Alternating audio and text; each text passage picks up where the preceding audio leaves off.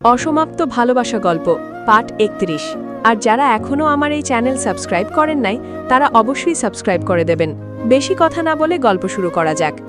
নীল রঙের শাড়ি, সঙ্গে সাদা রঙের ব্লাউজ, শাড়ির আঁচল কোমরে গোজা, চুলগুলো খোপা করা, কোমরে জমে আছে বিন্দু বিন্দু ঘাম।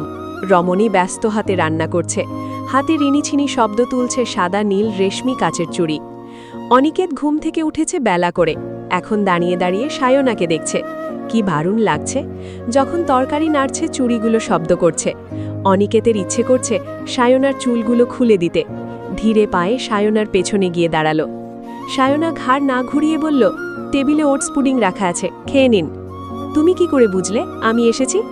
সায়না খুন্তি হাতে সামনের দিকে ঘুরে দাঁড়ালো, কোমরে এক হাত রেখে বলল, আমার মাথায় তো বুদ্ধি আছে, তাই বুঝেছি। সবসময় এমন সাপের মতো ফোঁস করো কেন? কারণ তুমি সবসময় করলার মতো কথা বলো, তাই। অনিকেত সায়নার দিকে তাকিয়ে আছে, একবার সায়নার উন্মুক্ত কোমরের দিকে তাকাচ্ছে, আরেকবার চেহারার দিকে। এভাবে কি দেখছো, আগে কখনো দেখোনি? অনিকেত চোখ বন্ধ করে বলল, আমার ইচ্ছে করছে তোমাকে কোলে তুলে সোজা বেডরুমে নিয়ে যেতে। সায়না ২ কদম সামনে এসে দাঁড়ালো।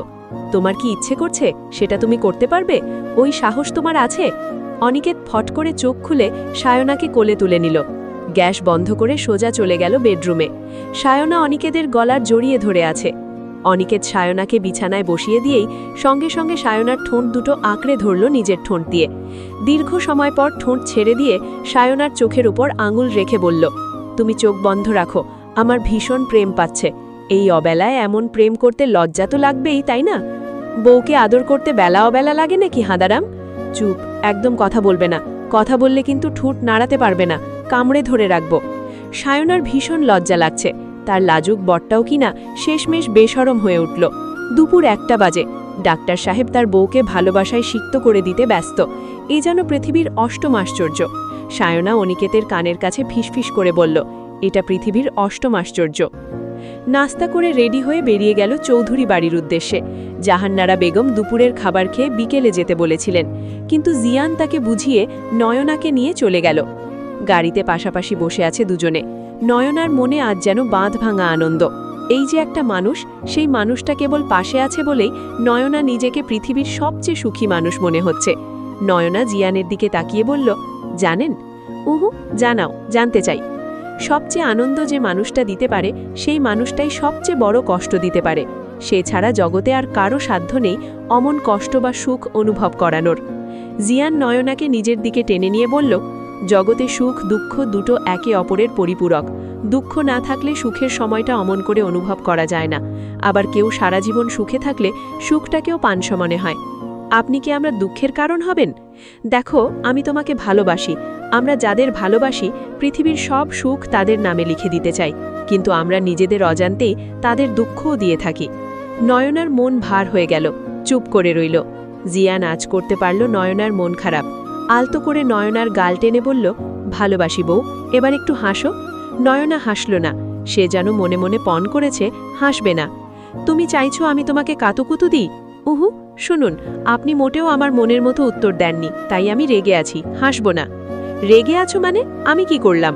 আপনি তো উত্তর দিতে পারতেন জীবনেও আমাকে কষ্ট দেবেন না, কিন্তু আপনি কি উত্তর দিলেন? সরুন, আমাকে একদম টাচ করবেন না, আপনাকে আমার সহ্য হচ্ছে না। আরে জান, আমি শুধু বাস্তবতা বললাম, এই কান ধরছি, আমার ভুল হয়ে গেছে, প্লিজ ক্ষমা করে দাও। নয়না জিয়ানের দিকে তাকিয়ে ফিক করে হেসে দিয়ে বলল, আহা, পাইলট রেজা চৌধুরী কান ধরে ক্ষমা চাইছে? যাকে ভালোবাসি তার জন্য সব করতে পারি। নয়না জিয়ানের হাত ধরে বলল, আমার না জাহিন ভাইয়াকে ভালো লাগে না। আপনিই বলুন, আমি তার বড় ভাইয়ের বউ, আমার সঙ্গে এরকম মজা করার কোনো মানে হয়? আবার আপনার মতো একই পাঞ্জাবি পরেছে। তুমি একটু বেশিই ভাবছো জান। আমি জাহিনের সঙ্গে কথা বলবো, বেচারা নিজেও লজ্জিত। জাহিনের ফোন সুইচড অফ, সে যেন নিজের কাছেই বারবার হেরে যাচ্ছে। ভালোবাসার মানুষের দেওয়া ক্ষত মানুষকে ভেতর থেকে শেষ করে দেয়। এত ভালোবাসার পরেও মানুষ কি করে সেই মানুষটাকে ঠকাতে পারে? সারা রাত এসব যন্ত্রণা তাকে তাড়া করেছে, ঘুমাতে পারেনি পুরো রাত। সকালে ঘুম ভাঙল বেলা 11টায়।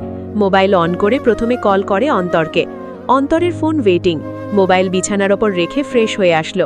অন্তরকে একটা টেক্সট করে ফোনটা আবার সুইচ অফ করে রাখল। অ্যাভোকাডো টোস্ট আর ব্ল্যাক কফি দিয়ে সকালের নাস্তা শেষ করে বেরোলো বাসা থেকে। অন্তর জাহিনীর টেক্সট দেখে তুষিকে কল করে বলল, আজকেই তোমার সমস্যার সমাধান করে ফেলব, জাহিন দেশে ফিরে এসেছে। তুষিও খুব আনন্দিত। এতদিন ধরে মনের মধ্যে গিল্টি ফিলিংসটা তাকে নয়নার কাছ থেকে দূরে ঠেলে দিচ্ছিল। এটার সমাধান হলে সে নয়নার কাছে ক্ষমা চাইবে। জাহিন বসে আছে আরামবাগের একটা গোডাউনে, কালো শার্ট, কালো জিন্স, কালো সানগ্লাস, কালো ঘড়ি, দু ঠোঁটে চেপে রাখা সিগারেট। তাকে এখন মাফিয়া কিংয়ের মতো লাগছে। এটা হলো জাহিন আর অন্তরের গোপন মিটিং রুম। কেউ ধারণাও করতে পারবে না এই মাটির নিচে এমন কোনো রুম থাকতে পারে। যখন অন্তর আরামবাগ পৌঁছলো তখন বেলা ৩টে।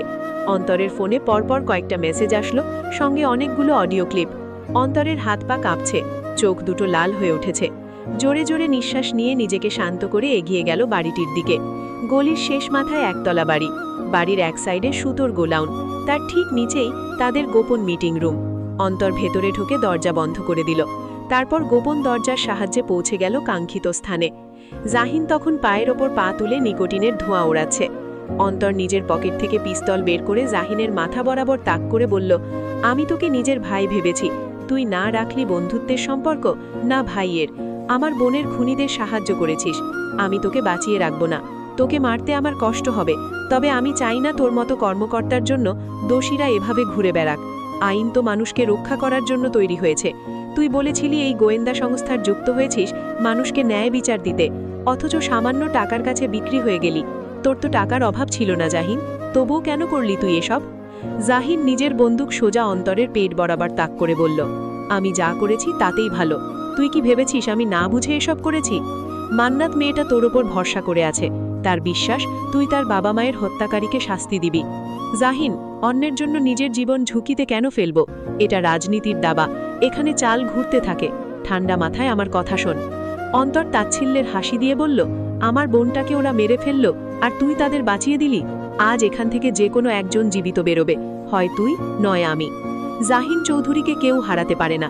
তুই আমার বন্ধু, তোকে মারার কোনো ইচ্ছে নেই। আমার কথা শোন, নিজের জীবন নিয়ে বেঁচে থাক। মেহেরনুর সব লাগেজ গুছিয়ে নিয়েছে, আগামীকাল তার ফ্লাইট। এখানে আর থাকার মানে হয় না। মিতা বেগম অনেক বোঝানোর চেষ্টা করেছেন, কিন্তু মেহেরনুর এখানে থাকতে রাজি নয়। মেহেরনুর সোফায় বসে সংবাদ দেখছিল। হঠাৎ কলিং বেলের আওয়াজে দরজার দিকে ফিরে তাকালো। একজন সার্ভেন্ট দরজা খুলে দিল। মেহেরনুর দেখল জিয়ান আর নয়না দরজার সামনে দাঁড়িয়ে আছে। নয়নার পরনে মেরুন রঙের একটা পাকিস্তানি 3 পিস। নয়নার হাত জিয়ানের হাতে আবদ্ধ। কি যত্নে আগলে রেখেছে জিয়ান নয়নার হাত। মেহেরনুরের চোখের কোণে অশ্রু জমা হলো। পৃথিবীতে কিছু মানুষ থাকে যাদের কপালে ভালোবাসা পাওয়ার ভাগ্য থাকে না। মেহেরনুরকে নিজেকে সেই দুর্ভাগা মনে হচ্ছে। দ্রুত চোখের কোণে জমা জল মুছে নিল সকলের আড়ালে। জিয়ান ল্যাপটপে কাজ করছে। নয়না জিয়ানের কোলে বসে আছে। আপনি কিসের লেটার লিখছেন? তোমাকে নিয়ে যাওয়ার আবেদনপত্র। কিন্তু আমার তো সামনে ইয়ার চেঞ্জ পরীক্ষা, ওটা দিয়েই যাবে। আচ্ছা, পড়াশোনা না করার কোনো অপশন নেই? বিয়ের পর পড়াশোনা করছি, ব্যাপারটা কেমন যেন বেমানান, তাই না? যতই বাহানা দাও কোনো কাজ হবে না, অন্তত অনার্স শেষ করতে হবে। আমি তো জব করব না, তাহলে এত পড়ে কি হবে? শিক্ষিত গৃহিণী হবে তুমি। নয়না সামনের দিকে ঘুরে জিয়ানের গলা জড়িয়ে ধরে বলে, আপনার ঠোঁট এত গোলাপি কেন? জিয়ান নয়নার নাক টেনে বলে, খুব দুষ্ট হয়ে গেছো বউ। আহা বলো না। জিয়ান নয়নার নিচের ঠোঁটে আঙুল রেখে বলে, এত সুন্দর কমলার মতো ঠোঁটে চুমু খাবো তাই। আচ্ছা, আমার ঠোঁট বেশি গোলাপি নাকি আপনার? আমার ঠোঁট তো রুক্ষ, তোমার উষ্ণ রক্তিম ঠোঁটের কাছে এটা তো কিছুই না বেব। নয়না টুপ করে জিয়ানের ঠোঁটে চুমু খেয়ে বলে, মানুষ যে বলে চুমু খেলাম, চুমুতে খাওয়ার মতো কি আছে? জিয়ান মুচকি হেসে বলে, কি আছে জানো না? ওহো, জানি না। অনুভূতির ব্যাপারটা আলাদা, কিন্তু খাওয়ার মতো কি আছে? জিয়ান নয়নার কানের কাছে মুখ নিয়ে বলে, খাওয়ার মতো আছে নিঃশ্বাস আর লালা। নয়নার নাক সিটকে বলে, ইয়াক, ছি, এসব কি কথা? শুনুন, আজ থেকে কিস-টিস খাওয়া বন্ধ। নিঃশ্বাস না হয় মানলাম, যাই বলে তাই বলে এটা কোনো ব্যাপার না ম্যাডাম। ছি, আমিও সব খেতে পারবো না। জিয়ান নয়নার কামিজ ভেদ করে উন্মুক্ত কোমর স্পর্শ করে বলে, এখনো কি খাওয়া বাকি আছে ডার্লিং? নয়না কিঞ্চিত কেঁপে উঠে, আসলেই তো, এই বিষয়ে তো কখনো ভেবে দেখেনি। চোখ ছোট করে বলে, আর এসব হবে না। জিয়ান আরও গভীরভাবে নয়নার কোমর স্পর্শ করে বলে, যখন হয় তখন কি হুঁশ থাকে বাটার মাশরুম? অবচেতন মন তখন ডুবে যায় অন্য কোনো জগতে। নয়না জিয়ানের হাতের ওপর হাত রেখে বলে, এই ভর দুপুরে কোনো দুষ্টুমি চলবে না। আপনি বলেছেন আমরা সিলেট যাব, কবে নিয়ে যাবেন? খুব তাড়াতাড়ি, আমাদের হানিমুন এখনো বাকি। নয়না জিয়ানের কোল থেকে নেমে কোমরে হাত দিয়ে বলে, কেন ভুলে গেছেন কক্সবাজারের কথা? জিয়ান নয়নার হাত ধরে টেনে নিজের সামনে দাঁড় করিয়ে বলে, তখন কি করতে দিয়েছ? একটা চুমুও খেতে দাওনি। আহা, শখ কত! আমার সঙ্গে কি কি করেছিলেন ভুলে গেছেন? তুমি আমার ঠোঁটের কি অবস্থা করেছিলে ভুলে গেছো? একদম ভালো করেছি। এই শোনেন, শোনাও বাটার মাশরুম, আমি আম্মুর কাছে যাই, আপনি একটু ঘুমিয়ে নিন। এখন আম্মুর কাছে কি? আমরা সবাই একসঙ্গে লাঞ্চ করলাম, এখন নিশ্চয়ই আম্মু রেস্ট করছেন। জিয়ান নয়নাকে কোলে তুলে নিয়ে বিছানায় শুইয়ে দিল, এরপর নয়নাকে কোল বালিশের মতো জড়িয়ে ধরে শুয়ে পড়ল। কানের কাছে মুখ নিয়ে ফিসফিস করে বলল, একদম নড়বে না, আমি ঘুমাবো। নড়লে কিন্তু এই বিটেলে আবার শাওয়ার নেওয়ার ব্যবস্থা করব বাটার মাশরুম। আপনি খুব ডেঞ্জারাস। বউয়ের সঙ্গে আমি রোম্যান্টিক, বেহায়া, অসভ্য, অনির্লজ্জা থাকতে চাই, ডেঞ্জারাস না জান।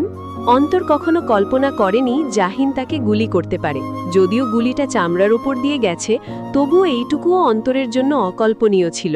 অন্তর জাহিনের দিকে তাকিয়ে আছে, পেটের কাছটায় চামড়া উঠে গেছে, টকটকের রক্ত রঞ্জে নীল শার্টটা ভিজে যাচ্ছে।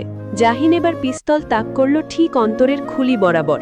শান্ত কিন্তু প্রলয়ঙ্করী কণ্ঠে বলল, দেখ, আমি তোর মতো বোকা নই, যা করেছি তাতেই আমাদের ভালো। এ জগতে সৎলোকের কোনো মূল্য নেই, তুই আমি কেউ পারবো না ওই লোকগুলোকে শাস্তি দিতে। আমরা একদিক থেকে প্রমাণ জোগাড় করব, কয়েকদিন পর আমাদের চাকরি থাকবে না। আমরা সিক্রেট গোয়েন্দা অফিসার, কাউকে বলতেও পারবো না। কোটি কোটি টাকা হাতিয়ে নিয়েছি আমি, তুই আমার কথা মতো কাজ করলে লাভের ভাগ তোকেও দেব। আমি তোর বন্ধু না, ভাই।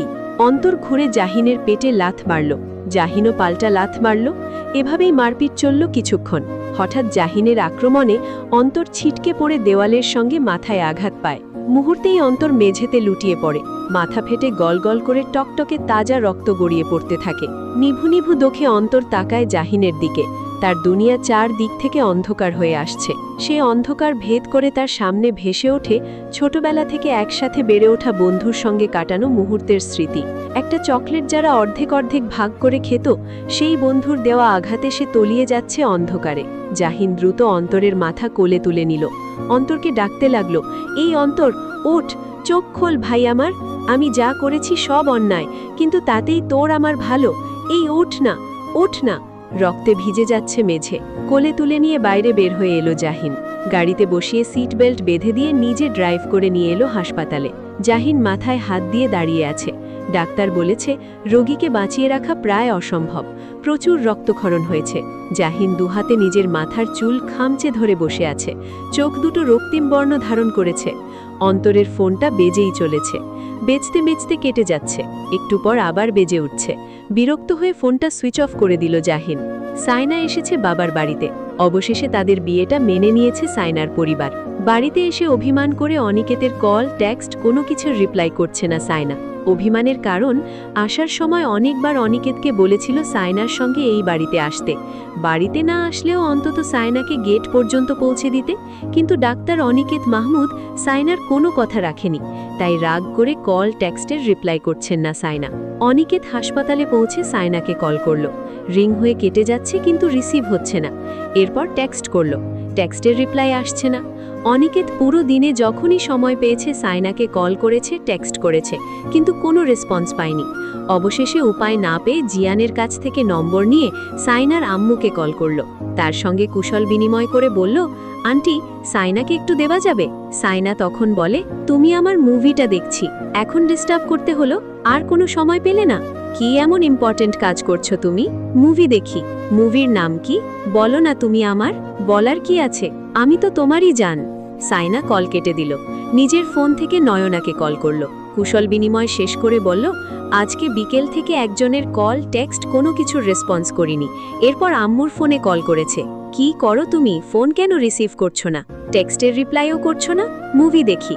মুভির নাম কি বলো না তুমি আমার? বলার কি আছে, আমি তো তোমারই জান। নয়না হেসে বলে, তোমার বর তো ভালোই রোম্যান্টিক ননদি। রোম্যান্টিক না ছাই ভাবি, তুমি নম্বর কেন দিয়েছ? কার নম্বর দিয়েছি? আম্মুর নম্বর। আমি দিইনি, তোমার ভাই মনে হয় দিয়েছে। থাক, আর অভিমান করে আমার দেওরটাকে কষ্ট দিও না। এই বাড়িতে না আসা পর্যন্ত এই অভিমান ভাঙবে না। তাকে বলে দিও তুমি আমি কঠিন অভিমান করে আছি। পরবর্তী পার্টগুলা এই চ্যানেলে দেওয়া আছে আর যারা এখনো আমার এই চ্যানেল সাবস্ক্রাইব করেন নাই তারা অবশ্যই সাবস্ক্রাইব করে দিবেন।